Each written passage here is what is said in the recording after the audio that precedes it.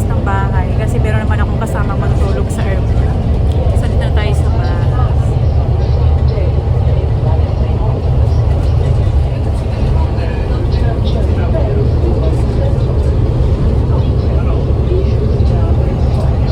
Maganda kasi, mas maganda na yung mas maaga kasi peak season ngayon, madaming sa airport, madaming tao.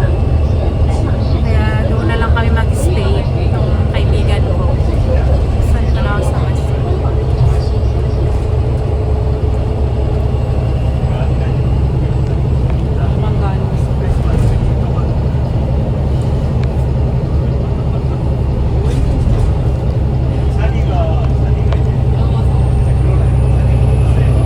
Buti pinayagan ako ng amo ko.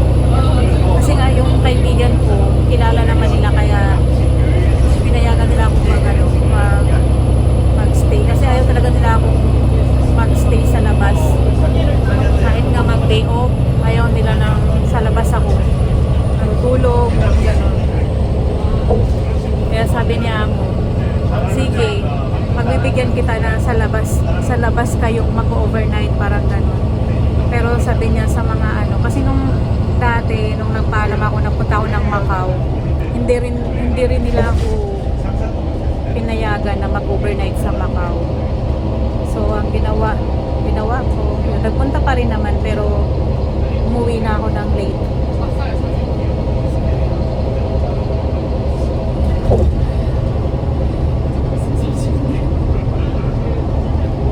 Mas maganda rin kasi magbiyahe sa gabi kasi saka wala naman talagang traffic dito. Pero madaming pasahero, madaming luggage. So, ibig sabihin marami nang mag-overnight sa airport. Kasi bukas maaga yung flight ko, 9:25. Yung first trip ng bus na papuntang airport doon sa amin, 5:15. Tapos hindi rin naman nakakatulog kasi nga diba excited. Kaya ayun, naisipan namin nung kaibigan ko na, kasi yung kaibigan ko bukas din yung flight, 10 AM. Yun, naisipan namin na sabi namin, doon tayo matulog sa airport. Hindi naman makatulog, parang doon lang magstay para maagang makapila doon pag maagang magpila kasi na sobrang dami ng pasahero ngayon. Ang dami-dami kong nakikita na nagre-review, sobrang dami ng pasahero. Kaya mas maigi na yung maagang makapag-check in, diba? Nandito kami sa tunnel, nasa tunnel.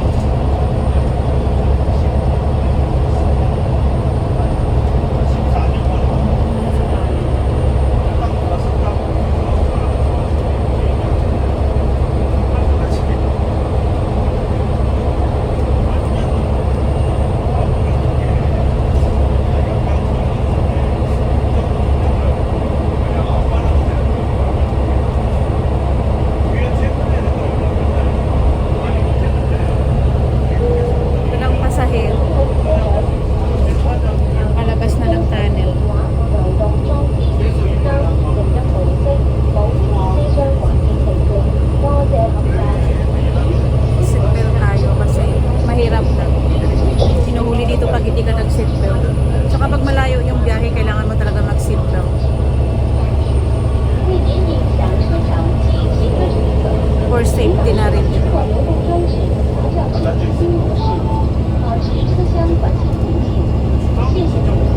Wala, lang naman, mga 30 minutes. Yeah, 30 or 45 minutes para mga ganun.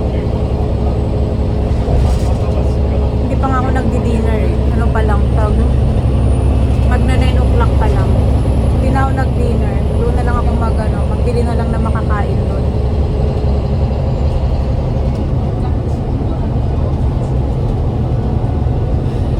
Walang traffic. Wala naman talagang traffic dito. Kaya ito lang talaga yung kagandahan dito kasi walang traffic. Tapos yung train mabilis. Kaya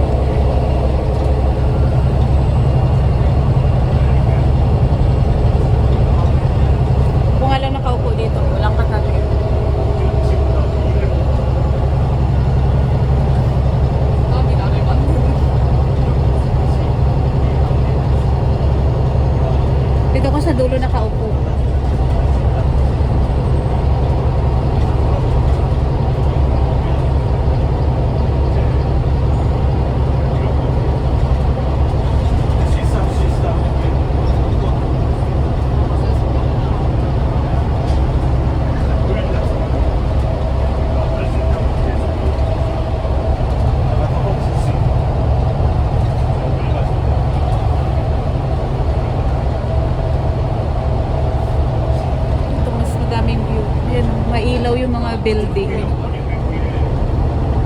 Na kami sa ano, Chingma Bridge. Nasa bridge kami.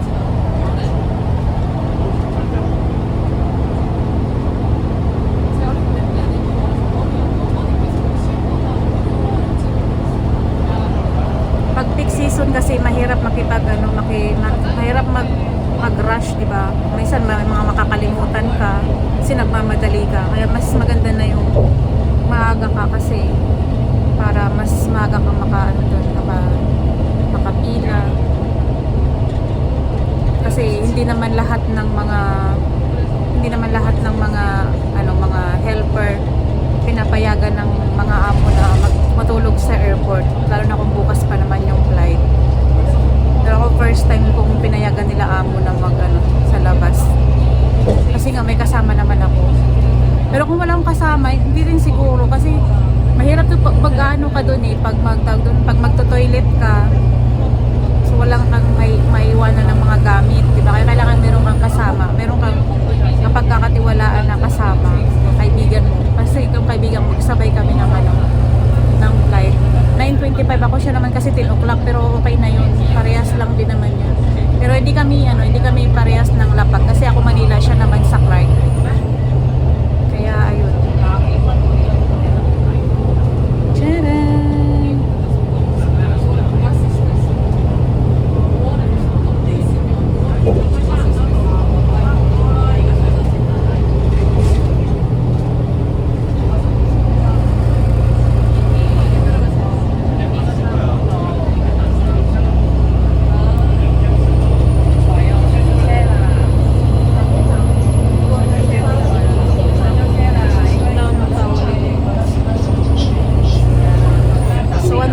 Nasa kalagitnaan na tayo. So ayan, ano muna to tawag doon?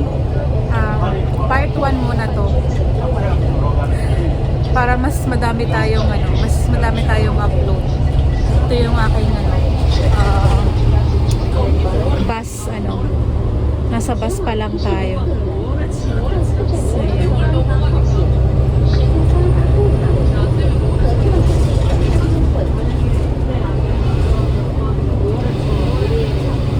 Bus na nga.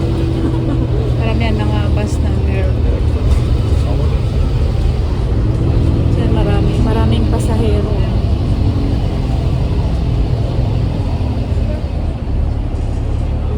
Pero hindi siya sa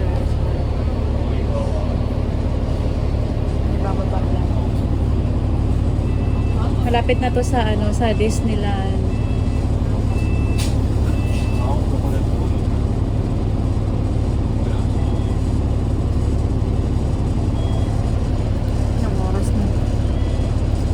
O'clock na. So ayan lang yung ating